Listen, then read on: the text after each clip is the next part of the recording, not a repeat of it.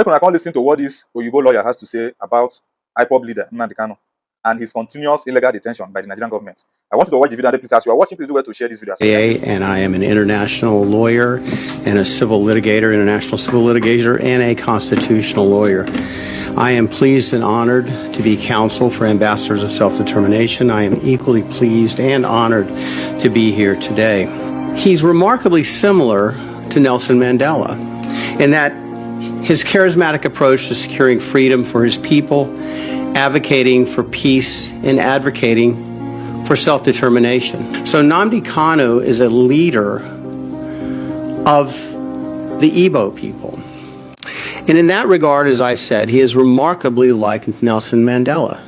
Nnamdi Kanu is our opportunity to get it right. So if you have some hesitation about supporting Nnamdi Kanu because there's been some talk of him being a terrorist and the Ipob being terrorists, that's simply not true. But I'm here to submit to you, even more important, Nelson Mandela was considered a terrorist.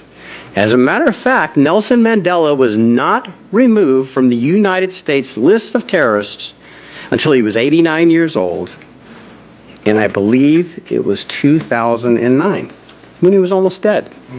As we've said, evidence has come to light that not only is Nnamdi Kanu jailed, and let's just make sure what we're talking about is crystal clear. Here is a man that is a political leader, a peace-loving political leader that wants freedom for his people, wants his people to no longer be subjected to apartheid-like discrimination and genocide, and he's jailed because of that.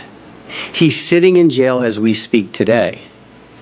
And I would really be delighted, and my job would be done, if a great number of you said, why haven't I heard about this before? Why isn't everyone talking about this? Why is this something that seems to only concern the Ipob people? Why don't we know about this injustice? Because I submit to you, there is no greater injustice right now on this planet than the continued unlawful incarceration of Nnamdi Kanu. Now, it's easy to say unlawful, and I'm a lawyer and I often say it. But in this case, we have not one, not two, but three separate panels, judicial panels, that have said his arrest, his rendition, and his continued incarceration are absolutely illegal. Not because it's not a good idea, not because we don't like it, not because he's the leader of our people or a leader of people that we favor. The Nigerian courts applying Nigerian law made that determination not once, but twice. You have two court judgments, it's so obvious, that said he must be released immediately, he must be returned to his place of citizenship, which is Britain, and he must be paid 1 billion naira. Or 500,000 naira, depending on the court. The United Nations has looked at this case and determined that there are rampant, gross human rights violations, and they demand the immediate release. So Mazi Nnamdi Kanu represents, just as Nelson Mandela represented his people, Mazi Nnamdi Kanu represents over 50% more people, 42 million as opposed to 28 million. So how can we not move mountains, do everything in our power possible as human beings to free Nnamdi Kanu? It's fundamental, basic Nigerian law. And that has been disregarded because Nigerian law has been utilized by the courts twice to say, release Nnamdi Kanu. Again, let's make sure we understand he's in jail solely because of his political beliefs. He's caged solely because of his ethnicity and solely because of what he represents, which is freedom. Freedom from oppression, freedom from genocide, and freedom from apartheid-like discrimination. The UN determination, they found directly, not obliquely, not as a recommendation, but a direct speaking voice that the UN seldom, if ever, takes, almost never takes, that there was a violation of Nnamdi Kanu's human rights because he was detained arbitrarily and without law. He was detained without due process. He was detained without the right to use his counsel. And he was unlawfully kidnapped and secreted to a secret location. He was disappeared. He was all of the horrors that you can imagine that a nation could do short of actually killing him, which would be genocide, all at once. Nnamdi Kanu has languished in the darkness and the silence for far too long.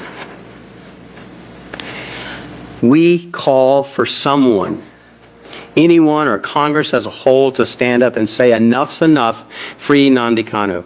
So when this message gets out to the members of the United States Congress, I submit that those that want to strike a blow for freedom and also preserve their name for posterity, this would be a good start. So I think we have reason for hope. Without hope, everyone gives up. So I'm here to tell you there's hope. Finally, the freedom of Nnamdi Kanu is of paramount importance in beginning the process of remedying the religious and ethnic persecution in Nigeria. It's a bigger issue than him. The call, Free Nnamdi Kanu, is a call for human rights and obedience to the rule of law and good government that must be made from throughout the globe and heard in Abuja. 50 million plus, 60 million plus Igbo worldwide will cherish the day of Kanu's freedom, and the world will celebrate, much as it celebrated the release of Nelson Mandela. And we can all be part of that. The courts of Nigeria have spoken. The United Nations have spoken. Now is the time for the American people and Congress to speak, and the world to speak, to lend their voices to condemn Nigeria's action and to encourage them to do what is required of them in compliance with the rule of law and international human rights. If the United States is responsible in any measure for causing the release of Nnamdi Kanu, the world, West Africa, Africa, and the world will see and celebrate the United States as the beacon of human rights, freedom, and liberty, and the rule of law that it always has been, that we always imagine ourselves to be, and we aspire to be. Simple act, one man, one voice, one statement. We can attain those great benefits in that sense of accomplishment. Fellow Americans, lovers of freedom, champions of human rights, our mission is to advocate for the political vulnerable and persecuted around the world. My name is Evans Nwankwo, and I'm the chairman of this organization. This man is being held in Nigeria against all legal and court order that has said otherwise. What happens on the other part of the globe cannot and must not be ignored. We have one world and we have one globe. We must not ignore justice or injustice anywhere it happens. All the lovers of freedom, champions of human rights must not and cannot ignore injustice anywhere. Nigeria has turned into a dark nation. It's not the same place that I grew up. And ladies and gentlemen, you cannot drive darkness away with darkness. You can only do so with light. We are gathered here today to advocate and ask all the lovers of freedom and champions of human rights to be the light that drives away this darkness in the country Nigeria by doing the right thing, releasing this innocent man, Mazi Nnamdi Kanu, who I've called the Mandela of our era. My name is Ben Nwankwo. I am the Executive Director for Ambassador for Self-Determination, a human rights advocate here in the United States. Our mission today is to call for the release of Mazi Nnamdi Kanu. We are calling on the Nigerian government to listen to the cry of the people, men and women all over the world that have extended a hand of friendship to Nigeria in respect of their democracy to ask for release of this man. He should not die in prison.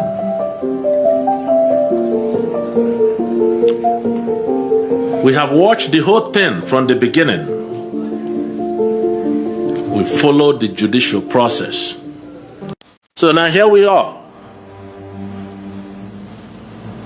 And I'm asking Nigeria to release Nnamdi Kanu for the right reasons. Do not release him because United States says so. Do not release him because Britain and members of the British oligarchs say so. No. Do not release him because Biafran people are protesting all over the world, calling for the immediate release of Mr. Kanu. He too has a mother that died as a result of this struggle for freedom.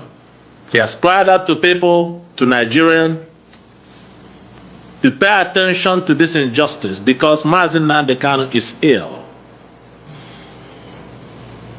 He is sick and needed medical attention. He's been denied of the proper medical attention. He's been starved. He's been denied access to his attorneys, especially those from outside Nigeria. When will it end? It is called justice and the rule of law. This justice and the rule of law is not just for the rich and famous. It's to all men, both great and small, as advocates of human rights and members of our Ambassador for Self-Determination. We believe that currently Nigeria is at a crossroad, and we all know what that is. Nigeria must choose between good and evil. They must choose between righteousness and unrighteousness. They must choose between freedom for all men, irrespective of tribe, religion, and your political affiliation, versus oppression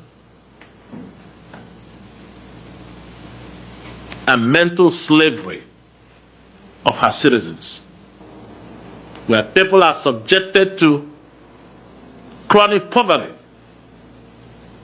no job, no freedom, and it's become the order of the day to fundamentally violate human rights. That's why Nnamdi Kanu remains in prison today. We are not here to be confrontational. We are not here to intimidate or to insult. But we are here to appeal to the conscience of those in leadership in Nigeria to please release Nnamdi Kanu. Why? Because you can do it. Don't wait for tomorrow. You can do it today. You have a chance to join the global community in the journey for justice for all men. You can show the world with a logical, demonstrable proof by allowing Nnamdi Kanu to go home to his family. This is a long journey, but I do believe deep in my heart that the end is near. Martin Luther King said that in the end is not the words of the enemy that hurts. Rather, is the silence of friends that's supposed to speak truth to be silent. And darkness cannot drive away darkness. Only light can do that. So on behalf of Ambassadors for Self-Determination, I'm calling on all people in diaspora. You are the future. You are the hope. Be the light. I'm calling on U.S. Congress and the senators to be the light. Because injustice anywhere left unaddressed will eventually become injustice everywhere. I also appeal to my brothers and sisters, the African Americans. We are cut from the same cloth. We just arrived here different. Do not forget from where you come. And this is the time to rise up.